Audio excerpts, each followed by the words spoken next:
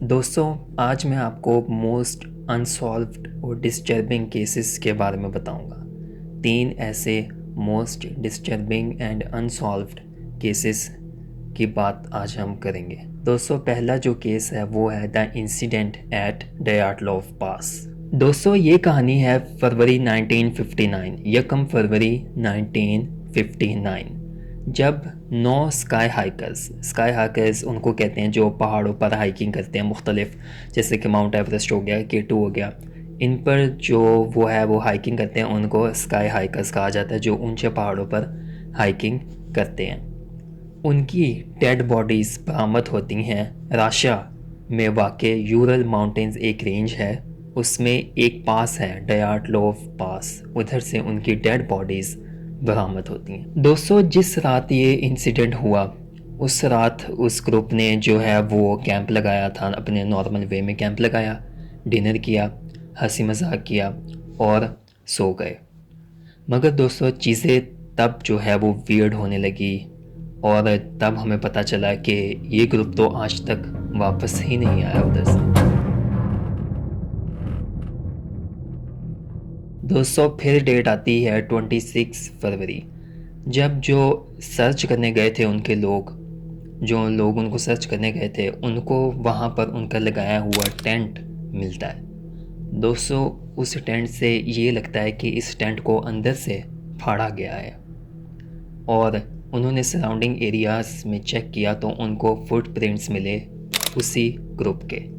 उनमें से कुछ फुटप्रिंट्स ऐसे थे कि लगता था कि कुछ ने सॉक्स पहनी हुई है और कुछ ने एक जूता पहना हुआ था और कुछ नंगे पाँव थे।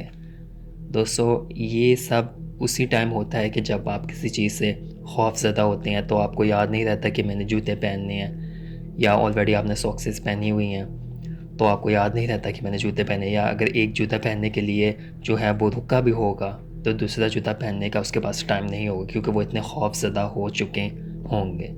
तो दोस्तों, इससे यही साबित होता है कि वो किसी चीज़ से डर कर भागे थे।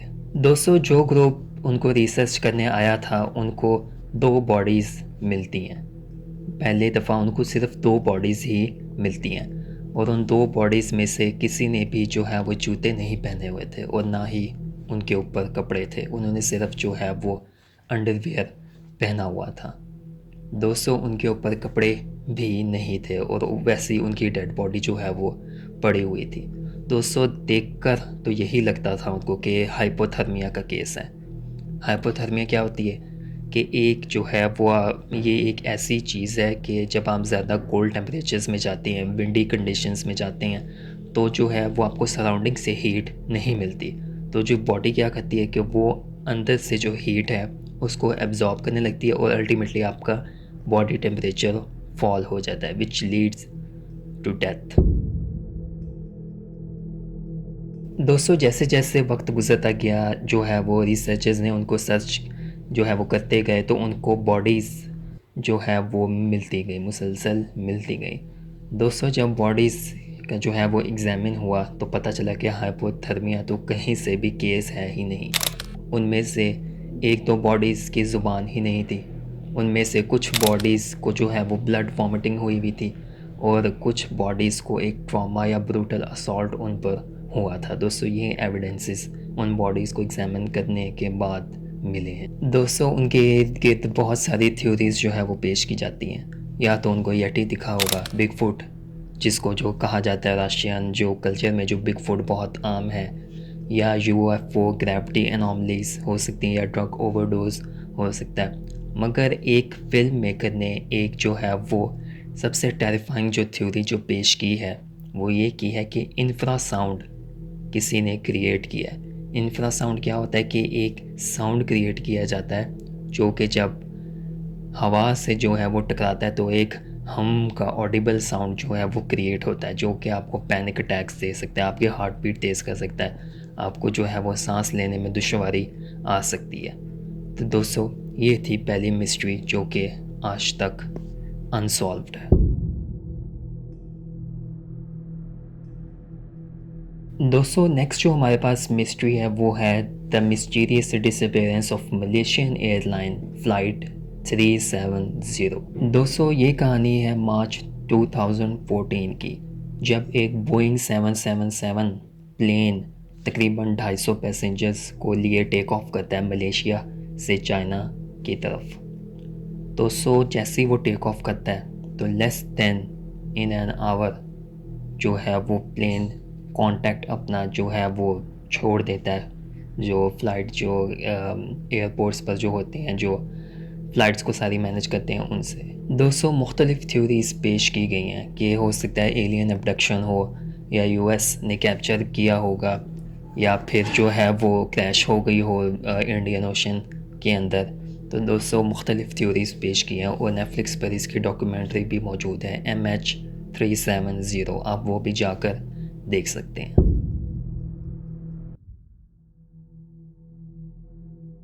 दोस्तों अगली जो मिस्ट्री है वो है हमारे पास एक शिप की जिसका नाम था मैरी सेलेस्टे। दोस्तों ये कहानी है नवंबर 1872 की, जब एक शिप जिसका नाम मैरी सेलेस्टे था वो न्यूयॉर्क से इटली की तरफ रवाना होती है। दोस्तों उस शिप का कैप्टन बेंजामिन ब्रिग्स अपनी बीवी सारा और 2 साल की बच्ची और जो 7 क्रू मेंबर्स थे उनके साथ उस शिप में जो है वो रवाना होता है। दोस्तों यहाँ पर वियर्ड बात जो है वो ये मिलती है कि 1 महीने के बाद एक और शिप जिसको ग्राटिया के नाम से जो है वो जाना जाता है, उसने मैरी सेलेस्टे को देखा। उस शिप के अंदर जब देखा तो वो फुल लोडेड थी, उसके अंदर कोई भी क्रू मेंबर नहीं था और उसमें ना कोई डैमेज था शिप में, वो फुल लोडेड थी और उसमें 6 महीने तक का खाने पीने का सामान भी मौजूद था।